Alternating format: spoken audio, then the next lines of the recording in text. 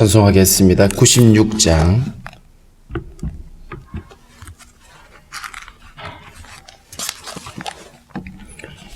96장 찬송합니다.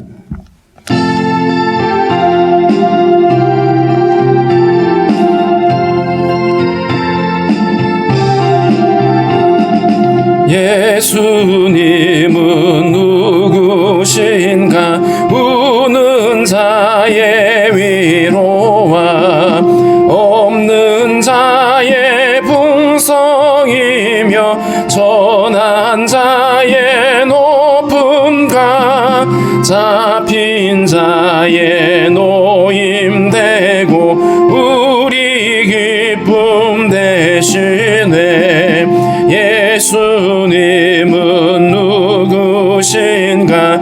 약한 자의 강함과 눈먼 자의 빛이시며 병든 자의 고침과 죽은 자의 부활되고 우리 생명 되시네. 예수님은 누구신가? 주한 자의 정함과 죽을 자의 생명이며 죄인들의 중보와 멸망자의 구원되고 우리 평화 되시네. 예수님은 누구신가? 온 교회의 머리와 온 세상의 구주시며 모든 왕의 왕이요 심판하실 주님 되고 우리 영광 되시네. 기도하겠습니다. 살아계신 하나님 감사합니다. 우리를 죄에서 구원하시려고 아들을 십자가에 내어주시고 그 십자가 보혈의 은혜로 우리를 구원하사 하나님의 자녀 삼아주시고 하나님을 예배할 수 있는 은혜를 주신 주님 감사합니다. 오늘도 하나님 저희들 하루를 시작하는 이 시간에 주님 앞에 나와 머리 숙여 싸우니 오늘도 우리에게 말씀하여 주시고 순종의 걸음 걸어갈 수 있도록 우리에게 믿음을 더하여 주옵소서. 하나님 환난과 두려움이 가득한 이 땅에 하나님의 긍휼하심으로 함께 하셔서 성도들이 살아갈 때에 낙심하지 않게 도와주시고 주님을 신뢰하는 믿음으로 넉넉히 이길 수 있도록 주님 도와주시기를 원하고 기도합니다. 성도들의 가정과 기업에 주의 은총을 다하셔서 하나님의 도우시는 은혜로 함께 하여 주시고 계획하는 모든 일들이 주 안에서 형통할 수 있도록 주님 인도하여 주옵소서. 오늘도 하나님 앞에 나와 간구하는 모든 간구를 주님 아시는 하나님 주님의 선하심으로 응답하여 주시고 또 사랑하는 자녀들 또 나라에 부름받은 형제들 하나님의 은총으로 붙잡아 주시고 오늘 한 날도 넉넉히 이길 수 있도록 주께서 인도하여 주옵소서. 하나님 오늘도 우리에게 또 주신 말씀을 우리가 잘 이해할 수 있도록 우리에게 듣는 길을 허락해 주시기를 원합니다. 특별히 아버지 요한복음을 시작하는데 하나님께서 이 말씀을 통하여 우리에게 주시고자 하시는 하나님의 선하신 뜻을 우리가 온전히 깨달을 수 있도록 주님이 함께하여 주옵소서. 예수님의 이름으로 기도하옵나이다. 아멘. 84장 찬양합니다. 84장입니다.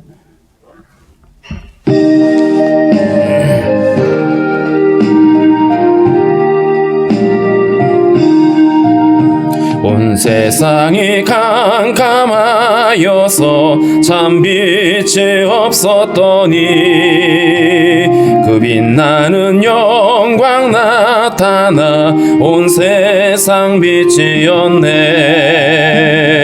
영광 영광의 주 영광 영광의 주 밝은 그 빛 내게 비추었네. 영광 영광의 주 영광 영광의 주 이 세상의 빛은 오직 주 예수님 주 말씀을 믿는 사람 사람은 그 맘이 시원하고 주 명령을 준행하는 자 그 길이 환하겠네. 영광의 주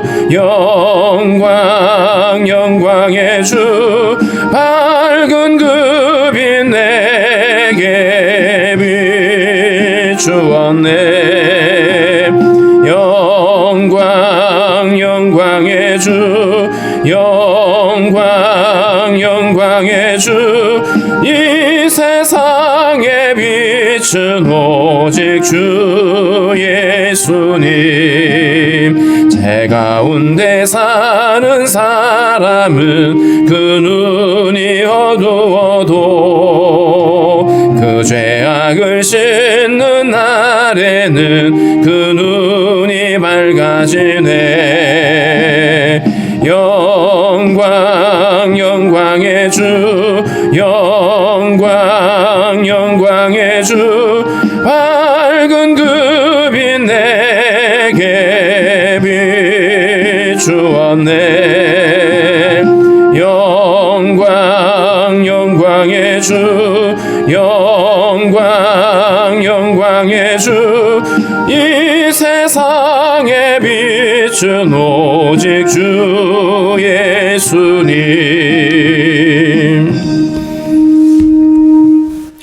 요한복음 1장 1절부터 18절까지 요한복음 1장 1절부터 18절까지 우리 한 목소리로 읽겠습니다. 태초에 말씀이 계시니라. 이 말씀이 하나님과 함께 계셨으니 이 말씀은 곧 하나님이시니라. 그가 태초에 하나님과 함께 계셨고 만물이 그로 말미암아 지은 바 되었으니 지은 것이 하나도 그가 없이는 된 것이 없느니라. 그 안에 생명이 있었으니 이 생명은 사람들의 빛이라. 빛이 어둠에 비치되 어둠이 깨닫지 못하더라. 하나님께로부터 보내심을 받은 사람이 있으니 그의 이름은 요한이라. 그가 증언하러 왔으니 곧 빛에 대하여 증언하고 모든 사람이 자기로 말미암아 믿게 하려 함이라. 그는 이 빛이 아니요 이 빛에 대하여 증언하러 온 자라. 참빛 곧 세상에 와서 각 사람에게 비추는 빛이 있었나니 그가 세상에 계셨으며 세상은 그로 말미암아 지은 바 되었으되 세상이 그를 알지 못하였고 자기 땅에 오매 자기 백성이 영접하지 아니하였으나 영접하는 자 곧 그 이름을 믿는 자들에게는 하나님의 자녀가 되는 권세를 주셨으니 이는 혈통으로나 육정으로나 사람의 뜻으로 나지 아니하고 오직 하나님께로부터 난 자들이니라. 말씀이 육신이 되어 우리 가운데 거하심에 우리가 그의 영광을 보니 아버지의 독생자의 영광이요 은혜와 진리가 충만하더라. 요한이 그에 대하여 증언하여 외쳐 이르되 내가 전에 말하기를 내 뒤에 오시는 이가 나보다 앞선 것은 나보다 먼저 계심이라 한 것이 이 사람을 가리킴이라 하니라. 우리가 다 그의 충만한 데서 받으니 은혜 위에 은혜로라. 율법은 모세로 말미암아 주어진 것이요 은혜와 진리는 예수 그리스도로 말미암아 온 것이라. 본래 하나님을 본 사람이 없으되 아버지 품속에 있는 독생하신 하나님이 나타내셨느니라. 아멘. 요한복음은 사도 요한이 기록한 것으로 그렇게 알려져 있습니다.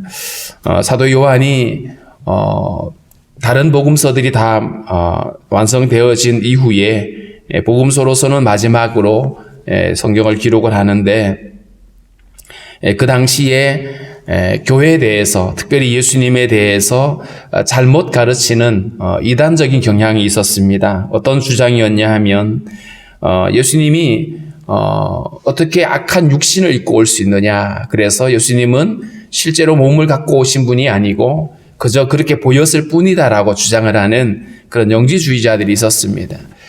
그런데 예수님이 이 땅에 오실 때 몸을 입고 오지 아니하시면 우리를 위한 대속의 제물이 될 수가 없으시죠. 그래서 그 이단 사상에 대해서 단호하게 이야기를 하고 있습니다. 그래서 요한복음이나 또 요한 1, 2, 3서에 보면 예수님이 육신으로 오셨다는 사실을 많이 강조하고 있습니다. 1절 말씀에 들어가 보면 태초에 말씀이 계시니라. 태초라고 하는 이 말은 창세기 1장에 나와 있는 태초와는 조금 구별이 되겠죠. 창세기 1장에 나와 있는 태초는 역사의 시작입니다. 우주 만물의 시작이죠. 그런데 여기서 말하고 있는 태초는 그 이전에 영원이라는 뜻입니다. 영원 전부터 계신 주님. 세상에 있는 모든 것들은 하나님의 창조에 의해서 시작이 됐지만, 그래서 태초라고 말하지만 하나님은 그 이전부터 계셨던, 영원부터 계셨던 시간 밖의 하나님, 그래서 영원한 태초를 가리키는 것입니다. 말씀이 계시니라 라고 말했는데, 이 말씀이라고 하는 것은 그저 말하고 듣고 하는 이런 차원의 말이 아니라, 이 말씀이라는 단어가 로고스라는 단어인데, 이 말의 의미는 어떤 만물을 지배하는 어떤 원리 혹은 어떤 존재의 시작, 이런 것들을 가리키는 어떤 표현들입니다. 그러니까 예수님은 만물의 근원이고 존재의 이유가 되신다. 모든 것들의 원인이 되신다라고 하는 이런 차원에서 쓰여지는 말씀입니다. 태초에 만물의 근원이 되시는 그분이 계셨다. 그런데 그분이 하나님과 함께 계셨다. 하나님과 함께 계셨다라고 하는 것은 그 권능과 영광이 동등하다라는 말입니다. 빌립보서 2장에 보면 본체는 근본 하나님이시다라는 표현이 있습니다. 그래서 말씀이신 그분이 하나님과 함께 계셨고, 그러기에 곧 이 말씀은 하나님이시다. 예수 그리스도를 지금 말씀이라고 표현했고, 그분은 하나님과 함께 계셨고 그분은 곧 하나님이다. 그렇기 때문에 삼위일체에서 성자 하나님, 그래서 예수 그리스도는 곧 하나님이시고 영원 전부터 계셨던 바로 그분이시다라고 이야기를 하고 있습니다. 그가 태초에 하나님과 함께 계셨고, 예수님이 하나님이 아니라고 주장하는 자들도 있지요. 그래서 예수님이 태어난 사람인데 그분이 특별해서 위대한 어떤 인물이어서 하나님이 그를 아들로 인정해 줬다라고 주장하는 사람도 있습니다. 그런데 그 말도 틀렸죠. 예수님은 영원 전부터 계셨던 하나님이시고, 뿐만 아니라 3절에 보면 그분은 만물을 창조하신 창조주라고 말합니다. 만물이 그로 말미암아 지은 바 되었으니 지은 것이 하나도 그가 없이는 된 것이 없느니라. 말씀이신 그분이 하나님이시고, 하나님이신 그분이 바로 창조를 하신, 세상의 모든 것들을 창조하신 바로 창조주 하나님이다. 그래서 우리가 믿는 예수 그리스도는 특별한 사람이 아니라 하나님이시라는 거죠. 그리고 그분은 창조주이시다라고 말합니다. 영원 전부터 계셨던 바로 그분이시다. 그 영원 전부터 계셨던 그분 뿐만 아니라 4절에 보면 그 안에 생명이 있었으니 이 생명은 사람들의 빛이다. 생명이라고 하는 단어는 그저 우리가 호흡이 끊어지면 없어지는 이런 생명이 아니라 모든 것의 근원이 되는 어떤 본질을 말합니다.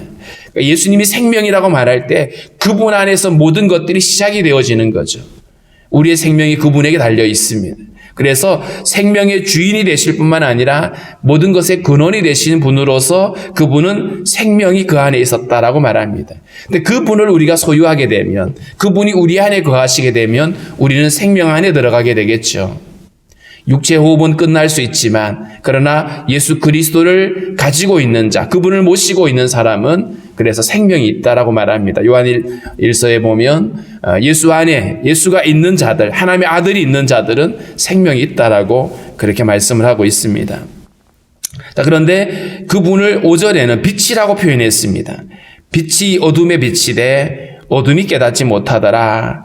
빛이라고 하는 것도 사실은 모든 그 우주의 질서를 잡는 거죠. 창세기 1장에 보면 혼돈이 있었고 무질서하고 그곳에 빛이 들어오니까 질서가 생기고 거기에 이제 모든 생명이 시작이 되어지는 것이죠. 빛을 말했고 어둠의 빛에 따라 말했는데, 이 어둠은 이 세상의 모든 죄악 가운데 있는 이 세상을 표현하고 있는 것이죠. 하나님이신 그분이 어둠에 속해 있는 이 세상에 오신 겁니다. 그런데 어둠이 깨닫지 못했다. 예수님을 거절하고 배척하고 멸시하고 십자가에 못 박아 죽였죠, 사람들이.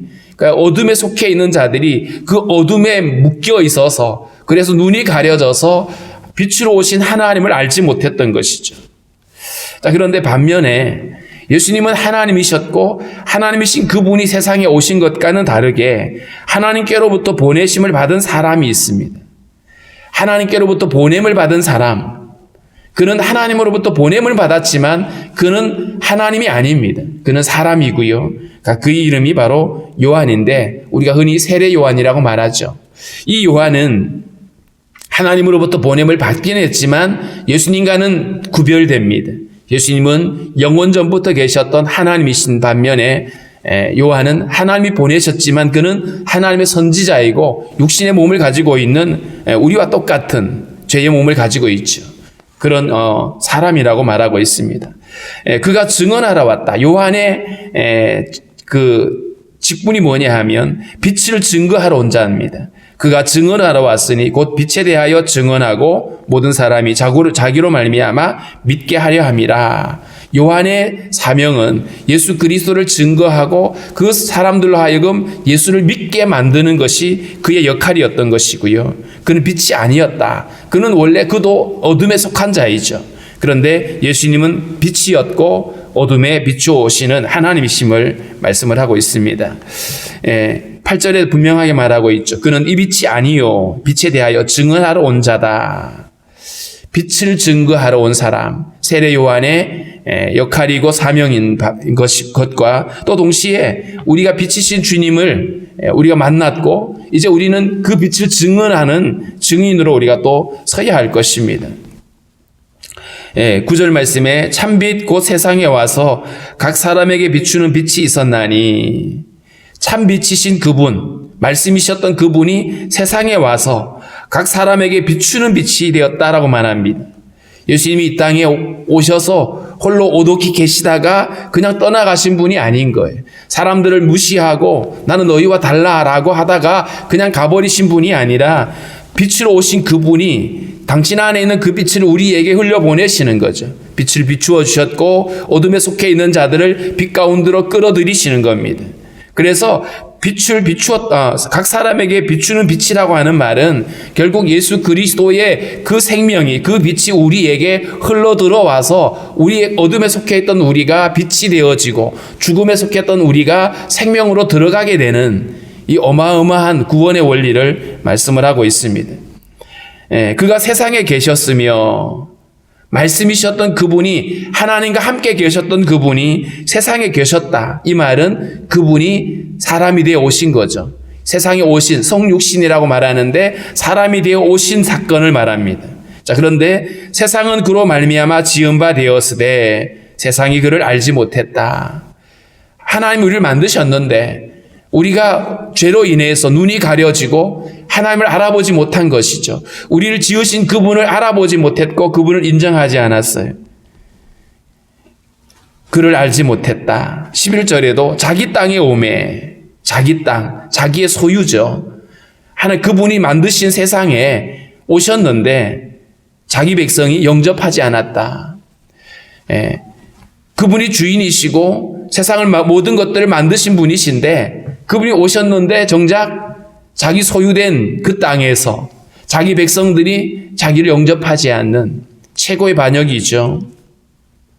그런데 물론 여기서 11절에 있는 말씀이 자기 백성이라고 하는 말을 좁게 설명을 하면 유대인들을 가리킵니다. 그런데 그들이 예수님을 거절하고 영접하지 않았습니다.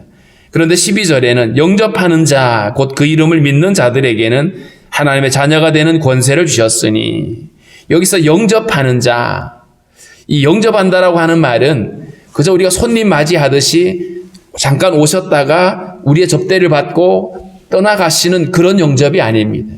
그분을 영접한다는 말은 그분이 내 삶의 주인의 자리로 들어오시는 겁니다. 이제까지는 내가 주인이었고 내가 하고 싶은 대로 내가 원하는 대로 살아왔던 우리의 삶에 우리의 진짜 주인이신 그분이 내 안에 오셔서 주인으로 다스리시는 겁니다. 예수를 믿는다는 말이 이런 것입니다. 나 예수 믿어. 그럼 믿지. 그러고 나서는 늘 자기 임의대로 행동하고 주님과 전혀 관계없이 사는 것은 그건 예수님을 영접한 게 아닌 거예요. 그러니까 예수님을 영접했다는 말과 믿는다는 말이 동등한데 그 예수님을 내 삶의 주인의 자리로 모시지 않았다라면 그 믿는 게 아니라는 거죠. 우리가 믿는다는 말의 의미를 그저 나는 교회 다녀라는 말과는 구별되게 우리가 생각을 할 수 있어야 됩니다.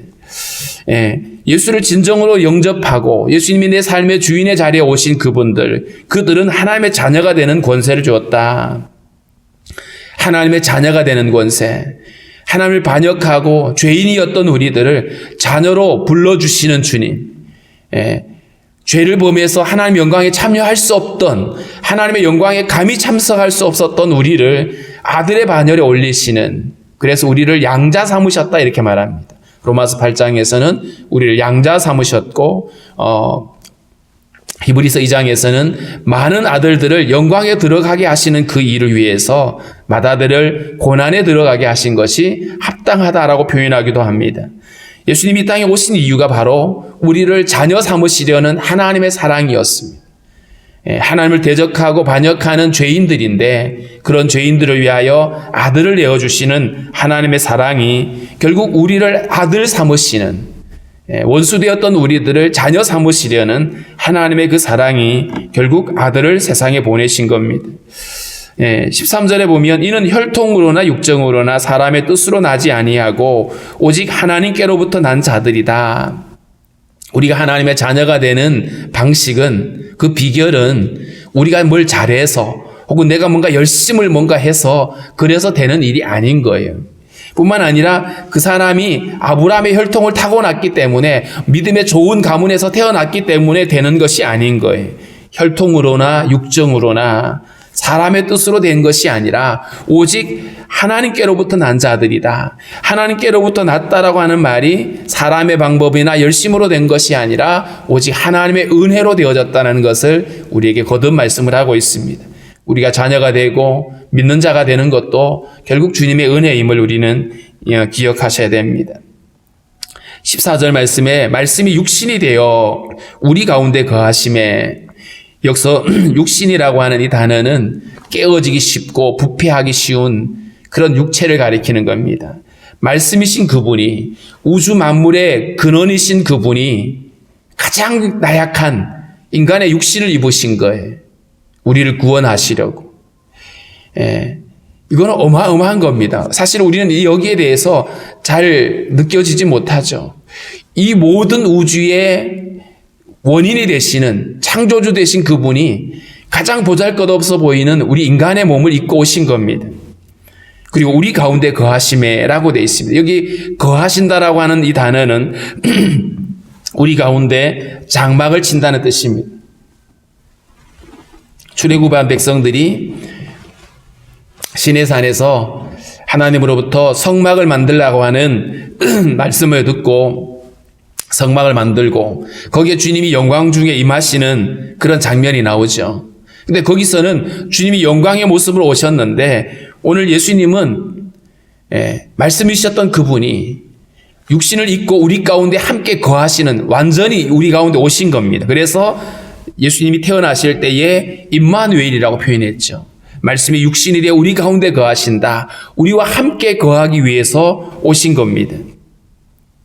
우리가 그의 영광을 보니 아버지의 독생자의 영광이요 은혜와 진리가 충만하더라.